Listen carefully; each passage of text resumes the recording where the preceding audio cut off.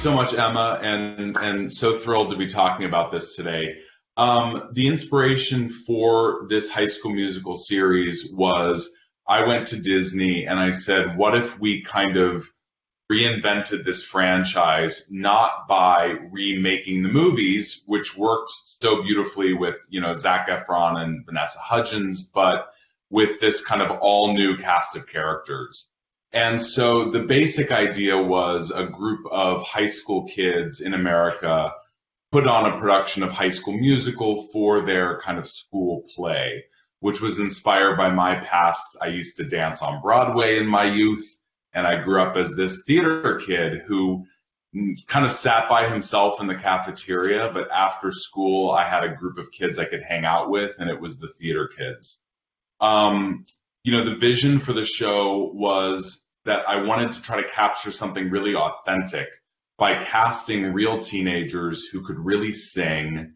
And so many TV shows, many of which I love and that I watch myself, have, 35-year-old teenagers or 25-year-old teenagers. I really wanted to sort of find the real thing because I think that audiences are drawn to authenticity and seeing themselves represented on screen. And so we turned over a lot of rocks all over America and found a cast that I think is really extraordinary, a couple of whom you'll get to meet today. And the sort of style of the series was originally inspired by The Office, both Ricky Gervais's original in the UK and also the franchise that launched in the States. That kind of mockumentary approach that can give you a way to really get inside a character's head and also, I think, offer an irreverent sense of humor. High School Musical is such an international brand that did, I don't know, I think it made musicals cool again almost 15 years ago when it first sort of announced itself to the world. I think we'd have no Glee or La La Land or Greatest Showman if High School Musical had not said it's okay to sing and dance again in the hallways of your school. And so I'm so grateful for the original movie for making it okay again. And also, we now live in a world where Zac Efron's character would not think it's that weird to do musicals, even though he also does basketball. So part of what capturing the spirit of today was not making a series about how, quote unquote, weird it is to love theater, but rather embracing that underdog quality because, I've sort of learned that everything that got me picked on as a kid gets me paid now. So before you meet Joshua Bassett and Olivia Rodrigo, who are the teenage stars of this series, who are themselves brilliant writers, and I think we'll get into that because both of them wrote a song for the series, I thought we should show you a trailer just to see what this whole thing is all about. So Emma, if we could roll that trailer for these journalists, that would be great. Thank you. Hi. Okay, so please meet the stars of the series who make me optimistic about the future of entertainment and the future of the world because they are both great citizens and amazing actors and writers and singers. Olivia Rodrigo and Joshua Bassett. Hey. Hello. How's it going? I think it's just us so far. So I'm gonna talk until we're joined by others. Where are you guys this morning? I know you're not. Oh, Emma's here. Here I am. Sorry, that took a little while. Thank you so much, Olivia and Joshua, for joining us. Thank you, Tim, for that fantastic introduction. I just love that trailer. It's so feel good and joyous. Marina's actually, I've got loads of questions already. I've never had so many questions in a Q&A, genuinely. And Marina's given us the perfect starting point. This is a question for both Joshua and Olivia. I'll put it to Joshua first, just so you're not talking over each other. She asked, were you fans of High School Musical when you got cast? And what was the audition process like? Was it maybe anything like the show itself? Yeah, so when I was 8 years old, I decided to do theater. And the show that my local community theater was putting on was High School Musical. because they had already adapted it into a stage musical. So I auditioned. I got the role of JV Jock number 2, and that actually sparked my interest in musical theater for the long run, and that led to doing more shows, and then eventually, when I was 17, the project came about, and I went in, and it was absolutely insane. And one of the coolest parts about the whole audition process was, I think right before my final audition, Tim had mentioned that he had found some of my original songs on Instagram, and he asked if I would play one of my songs in front of all the executives and potentially write music for the show. So that was like mind blowing. I was like, what? That's insane. So I ended up, singing one of my songs, and then later on, Olivia and I got to write a song for the show. So that was the cool process, and very, very awesome that it came full circle with the fact that my first show ever was High School Musical. But yeah, so pretty neat. But Olivia, I'll hand it to Olivia? you. Yeah, I think High School Musical is a franchise that kind of transcends generation, and so I totally grew up on the films, and I'm sure the generation before me did, and now the generation after me will. And I had Troy Gabrielle Barbie dolls and a lunchbox and everything. So it's really cool that I get to have a role in repackaging this franchise for a whole new generation of Wildcat. That's cool. What was the auditioning process like for you, Olivia? Oh, yeah. I remember going in, and I think I met Joshua maybe my first or second audition. And I remember we sang a cover of Count on Me by Bruno Mars. And I just remember it being like a really magical process. Like there's a couple of auditions in my life where I'm like in the audition room and I'm like, okay, this feels right. And that was definitely one of those times. Yeah, it was just really great, and we got along great, and I just remember looking up to you so much, Tim, and I just remember thinking that, wow, this is a really special project, and even if I didn't get to be a part of it, if it didn't work out, I was really lucky to be there. And Tim, I know you said before that it was crucial to you to cast genuine teenagers, not older people playing younger people. Yeah, and I think genuine teenagers who could also genuinely sing. And so Joshua Bassett was the first person we cast. He was 17 at the time. And I remember feeling like he sort of proved the point, which was if you cast the real thing, then we had to sort of build the entire cast around him, frankly, which meant that we couldn't cast like 30-year-old teens. And then Olivia was one of our very last people cast because the character of Nini had to kind of do it all, be vulnerable but strong, be a new kind of Disney princess, if you will, and also really be able to sing. And Olivia came in and wasn't all sort of like made up and show busy. She was just this like real kid, and she sang this Jessie J song. Was it Money, Liv? Price tag, yep. Price tag. Oh my God, I'm 100 years old. I thought that song was called Money. And it was so like real in the room. And what I could not have imagined that Josh hinted at was that both Joshua and Olivia would be such brilliant songwriters themselves, which would emerge later in the season as a kind of like secret weapon to the show.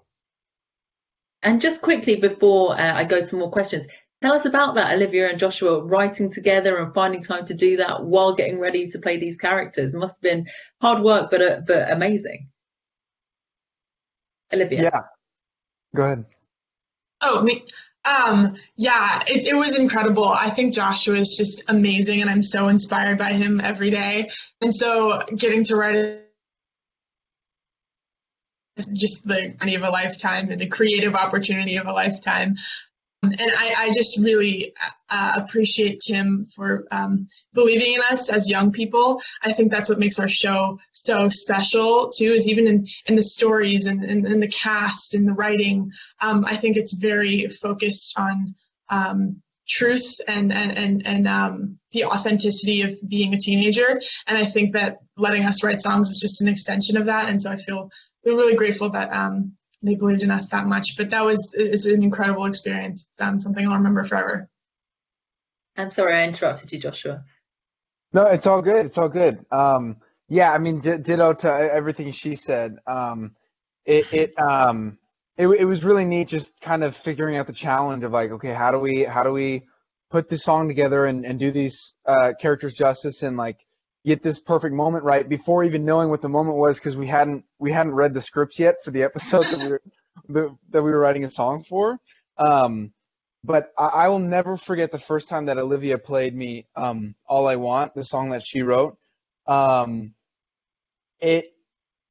never forget it. Like I will always have that moment in my head because I was like, oh my, she doesn't even know. She doesn't even realize how special she is and how special this song is.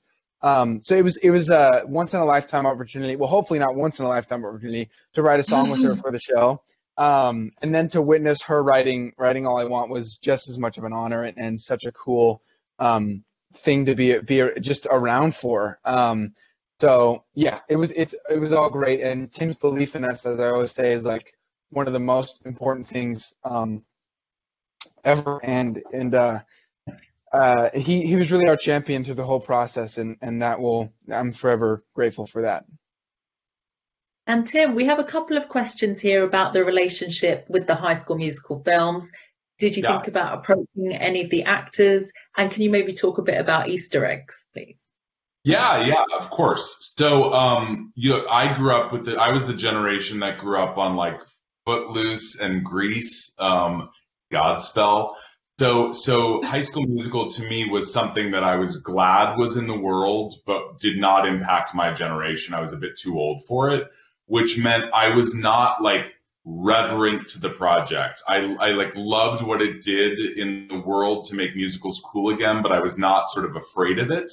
My relationship to the original was, for those who haven't seen the show, because this cast of characters is putting on High School Musical, we hear all the original hits from High School Musical, Stick to the Status Quo, When There Was Me and You, sung as kind of covers in rehearsal room situations. And then we have these brand new songs. There's about one new song per episode that are sung by the characters in these sort of new situations. Like Joshua mentioned, Olivia sings this song, All I Want, that she wrote herself in episode 4.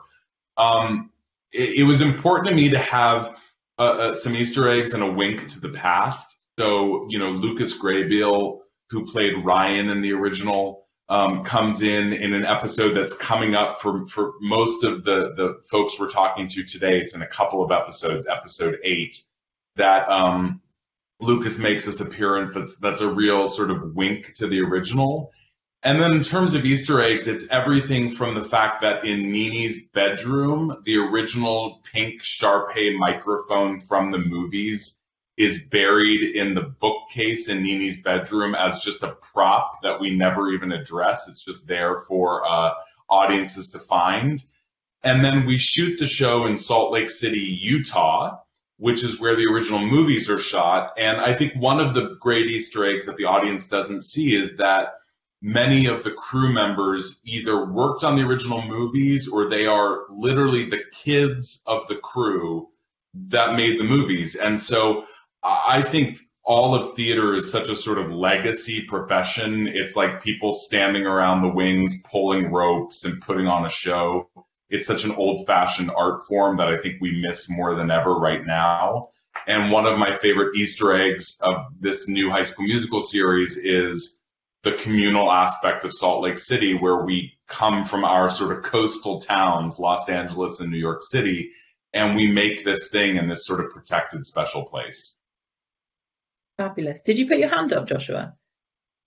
Yeah, no, sorry. I was just going to say that there's a handful of like props, like he was saying, that are in the show from the movie. Like, for example, me and my co-star Matt Cornett, who plays EJ, wear Zach and Corbin's backpacks, or Troy and Chad's backpacks in a scene. They were literally the backpacks that they wore. I thought that was a pretty cool thing. But there's a handful of those in the show. But yeah, there you go. That's really cool. That's really cool.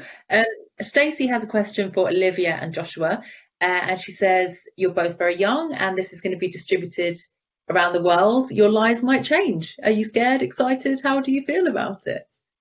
Joshua?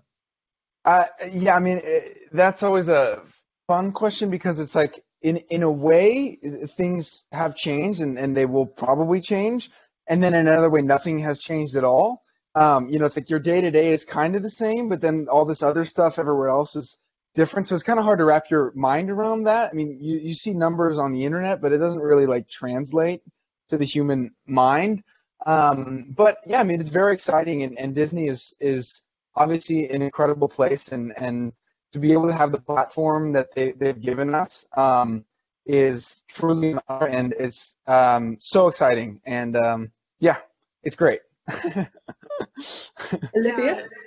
Ditto that. I'm just so lucky to be doing what I love every day, and I'm so happy that people are resonating with the stories that we're telling.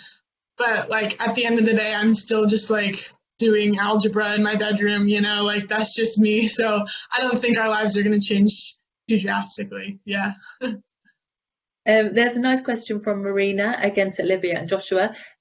What gives you the most joy in the show? Is it performing the musical numbers or the comedy bits? What's your favorite part of it? Olivia. Oh my gosh. The music is probably one of my favorite aspects of the show. I love how we sing the songs from the franchise, and then we also do new ones like Wondering and All I Want and stuff like that is just amazing. But I think my favorite part about the entire process is the people that work on the show.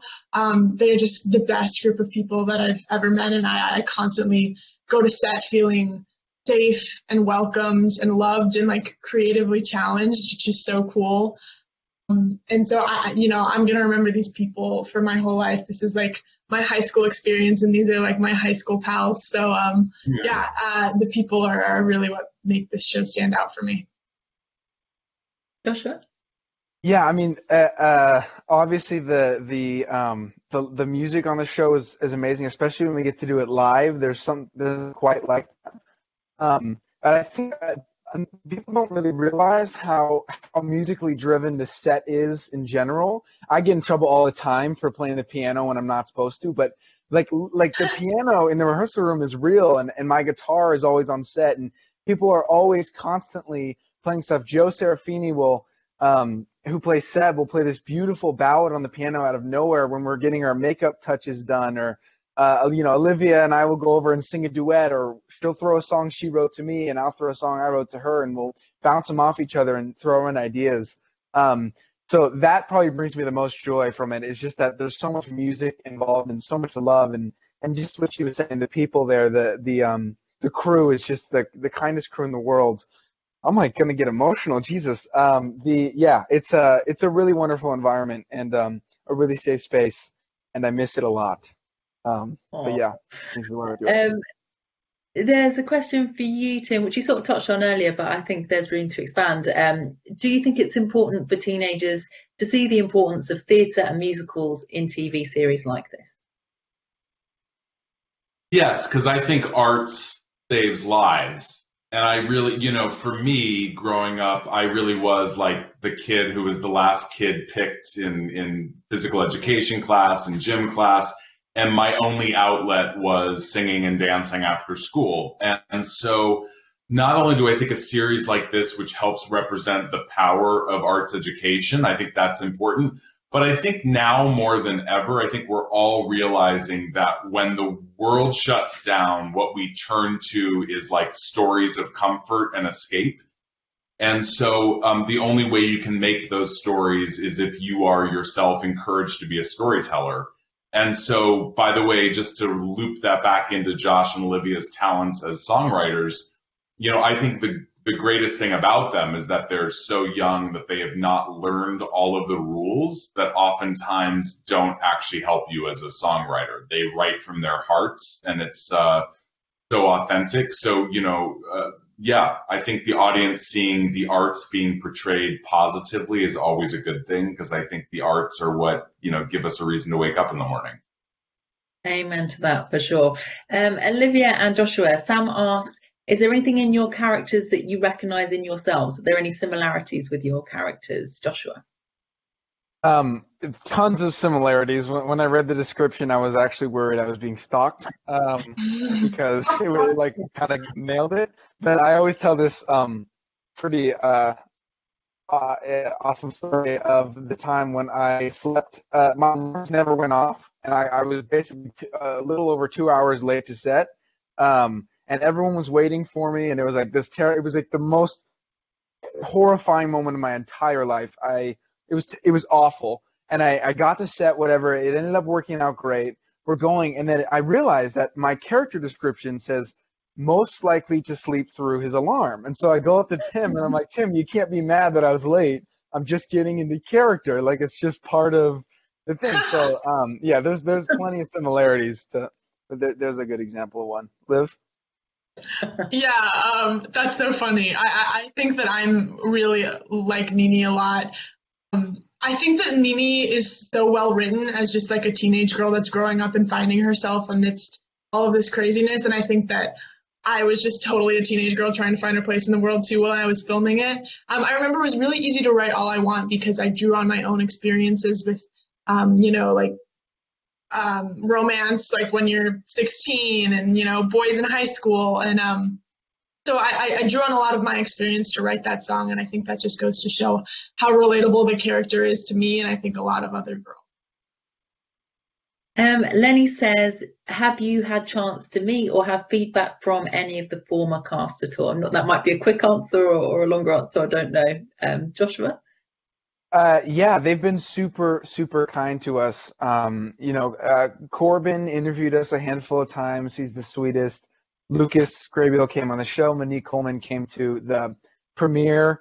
Kenny Ortega, the director and choreographer, was so awesome to come see us when we were at T23, when we performed for the first time, and he was so complimentary and just generous and kind about the show, and it was really nice to get his kind of seal of approval, and his encouragement was the best. Sorry, Olivia, I took all the answers. Did I miss anyone?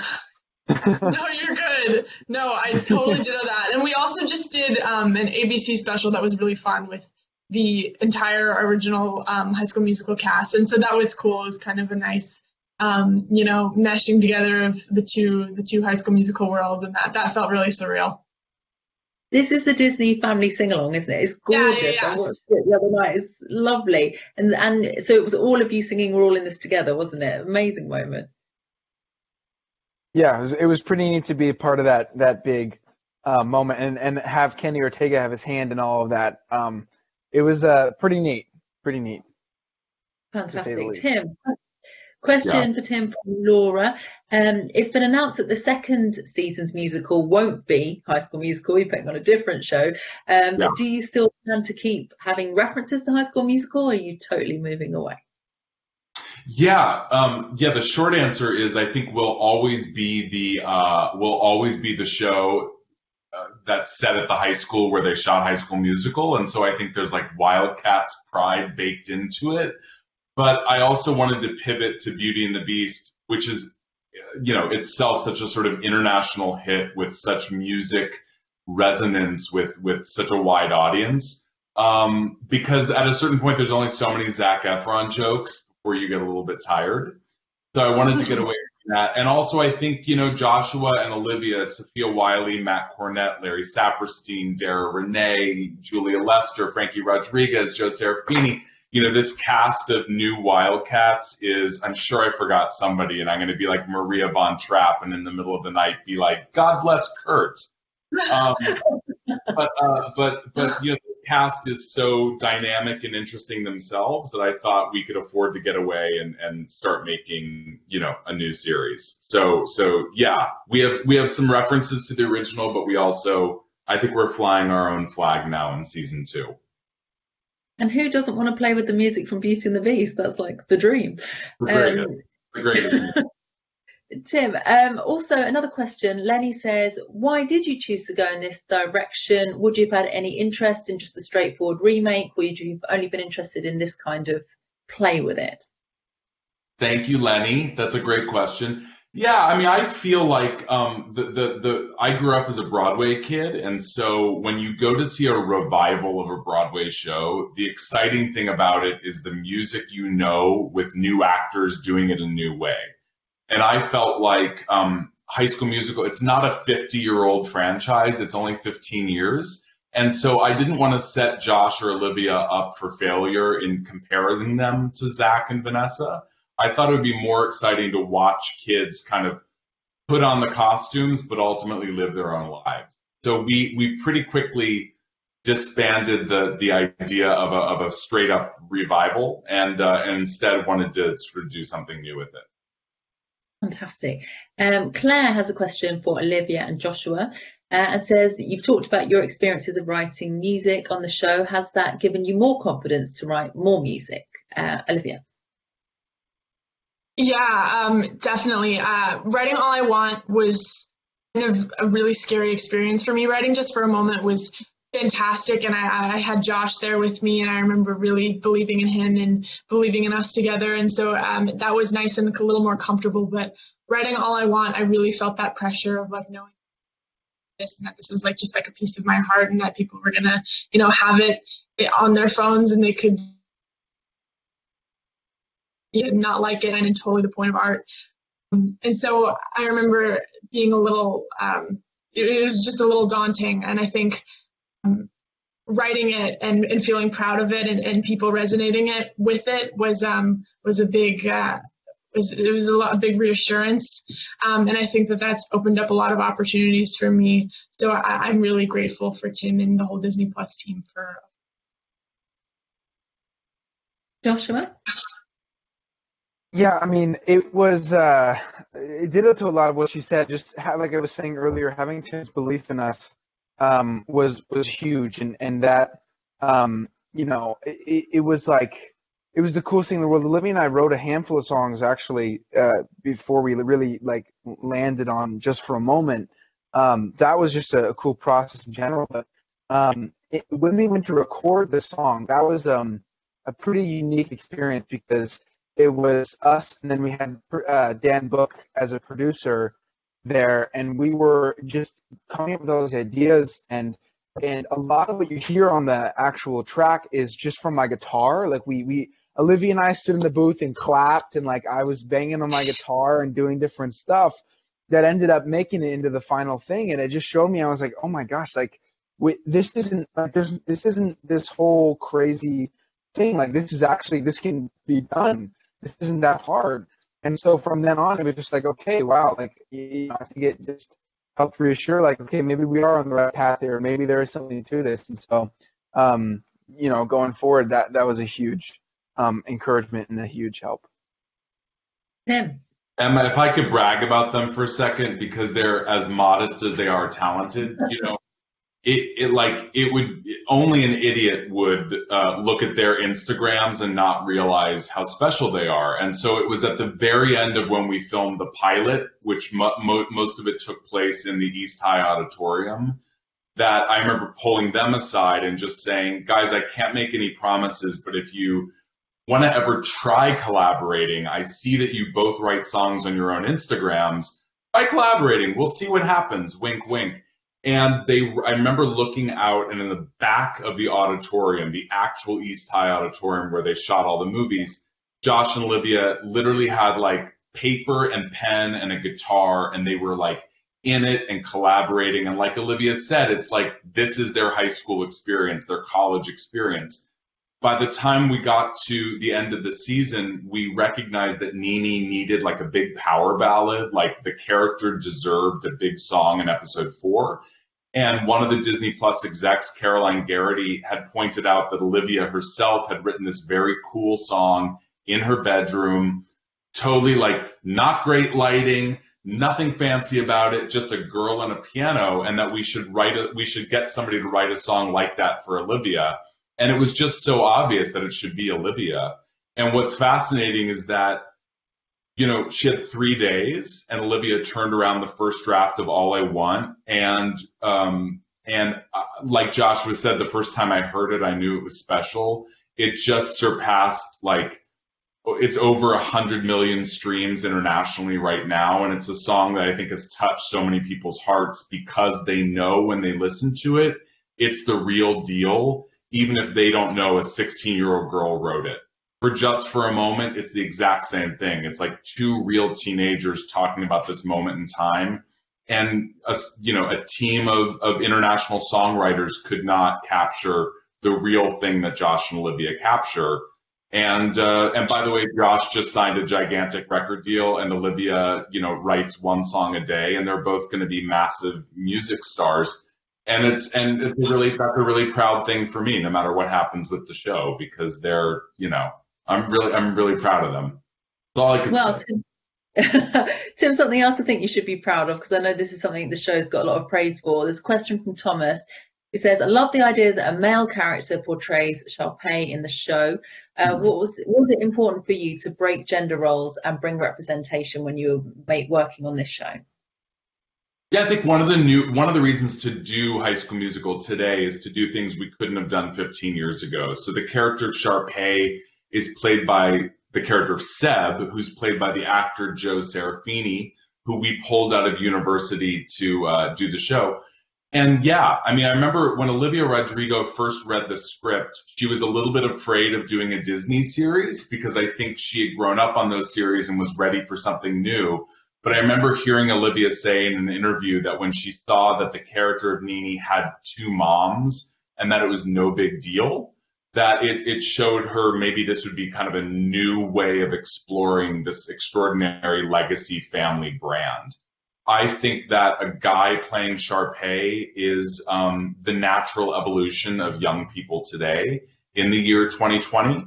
And some of the most exciting and lovely fan mail and tweets and direct messages we get are from people who say, either this is a really depressing, hard time in my life and watching your show is an escape, or, I am a Seb who'd like to play a Sharpay, and thank you for portraying that with no shame. And I'm really proud of these actors and actresses and performers for portraying that. Okay. And to Disney for not batting an eye and for saying, tell the stories you want to tell. I think Disney has shown they're willing to swing for the fences and take some creative risks while still knowing that, the definition of family is changing, but it always goes back to the same thing, which is love and acceptance. Absolutely. Olivia and Joshua, there are a couple of questions, both sorts of pointing to the same thing. Is there a moment in series one, either a favourite scene or a proudest moment of the series that you look back on and think, wow, that was the best moment? Joshua? I think a pretty special day was when we shot one of the last scenes in episode 10. I won't give any spoilers, but it was a pretty climactic moment in the season, and it was a very long scene that we were doing, and that day, leading up to that day, was very stressful. There's a lot to prepare for, and we did the scene a handful of times, and Tim pulled me aside, and he said, "Okay, we have it. Don't worry at all. We have the take. So this is all for fun." He said, "When you get to this line, say whatever you think Ricky would say. Just be honest. Just say whatever you feel is right. Doesn't matter. You can go on for 10 minutes. You can go on for 30 seconds. Say whatever you want, and then get back on here and keep going." So I was like, okay. So I'm going, and I'm thinking of all the different things to say, and it ended up working out for my character because in that moment he doesn't really know what to say, and he's kind of on the fly. And so we did the take, and it just, I don't know, I can't explain it. It just happened, and afterwards, it was just one of those surreal moments. But I will always remember that moment in time. But when I truly mean this when I say every single day on set was a pinch me moment. Every single day was like, oh wow, can you believe we're doing this? Can you believe these people are real? It was it was pretty great all around. But Liv, I'll throw it to you. Yeah, that scene was definitely a big pinch me moment, and I can't wait for everyone in Europe to see it. It's just my favorite. Another moment that I recall that being super amazing was when they were shooting Born to be Brave, and it was homecoming. And I wasn't even in the scene, but I was on set that day, and I was in the director's chairs, watching on the monitor. And I remember watching Joe Serafini and Frankie meet. Or Joe Serafini and Frankie, who play Seb, and Carlos. I remember watching them meet, and literally I fell out of my director's chair like I was on the floor. It was so emotional and exciting and like just so moving. One of my favorite scenes, and I just think it means so much to me, and I'm sure a lot of people watching. Fantastic. I'm going to try and squeeze a few more in before we finish, because there's so many questions. Tim, can I just quickly ask you about the title, because it's quite an eye-catching, long title. Did you go with lots of different options, or did you always know that that's what you wanted to call it? I originally pitched the title, The Making of High School Musical, the musical, the series. And they were like, calm down, you've had too much coffee.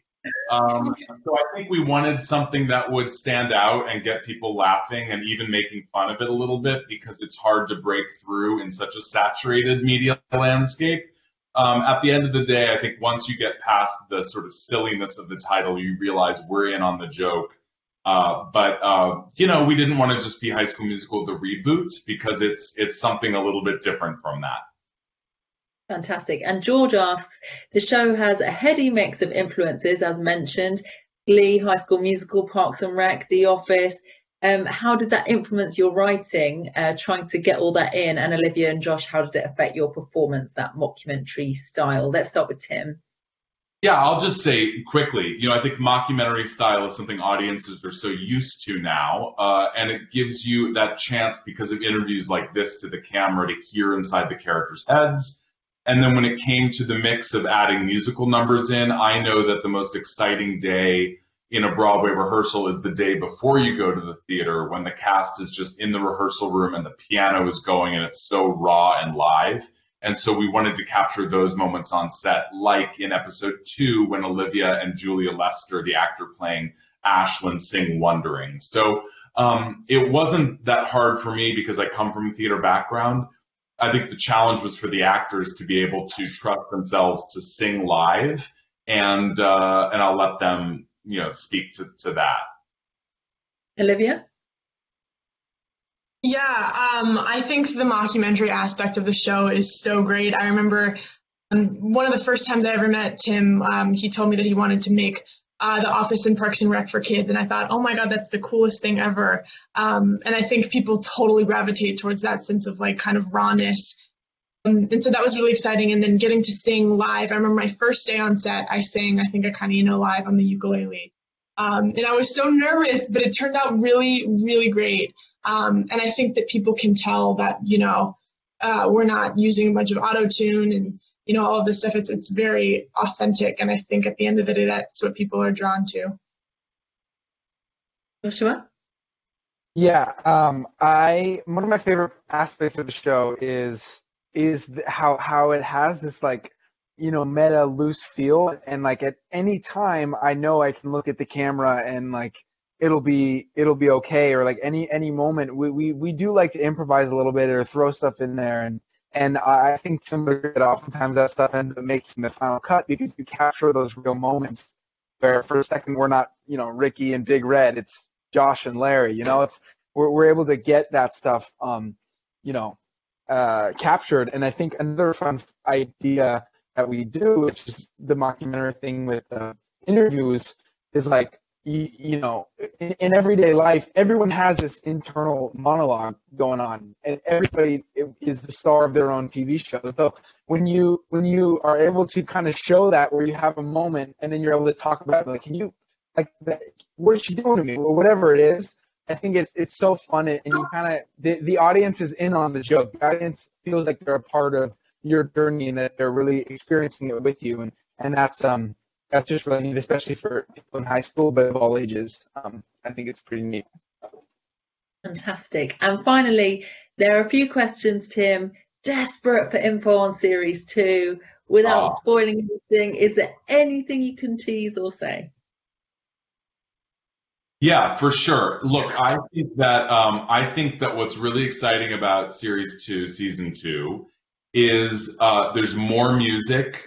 And that the characters who in many ways appeared as side characters in season 1, like Courtney, Big Red, Carlos, Seb, are characters who I think rise to the top and share what we call A stories with Ricky and Nini and EJ, because they really are such an extraordinarily talented cast of young people that I want the audience to watch it and realize that in real life, you're never the sidekick, you're always the star. So that's exciting. And then I would say, yeah, I'll tease one thing, which we have not told to anybody, which is that both Josh and Olivia have individually written extraordinary songs for season 2 that are so next level that I think the audience is going to freak out when they hear them.